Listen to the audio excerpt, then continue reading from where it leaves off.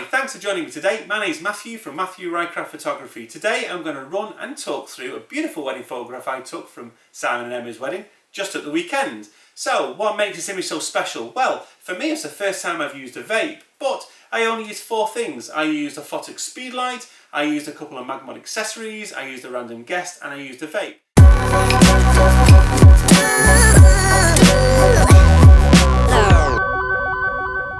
Now I've got a bridesmaid filming the behind the scenes, so you're going to see me directing the bride and groom. You're also going to see me directing the guest. Now we had to move the guests around to a couple of locations to get the perfect shot that I just wanted, but you'll see all this in the behind the scenes. It's really interesting and you should learn quite a bit.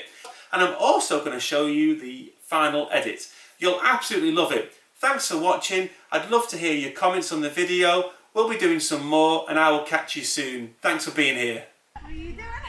Are you guys standing there together? I'm not going to tell you what I'm going to do. Oh God. It's going to be a surprise. Oh no. Okay, now face each other, guys. Yeah. Okay, now I'm going to be down here and I'm going to shoot this way. Okay.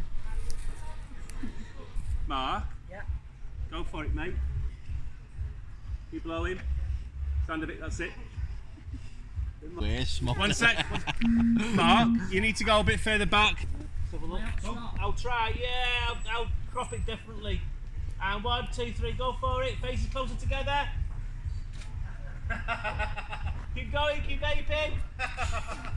Is it better? Oh my God. It's going to have a coronary. So we now move over to Lightroom where my master settings have already been applied. The colour plays a key part to the look and feel of this image, and it was really important to get that right. So a really easy way of separating the colour of the background from a subject is to use the radial filter and then adjust the colour temperature that way.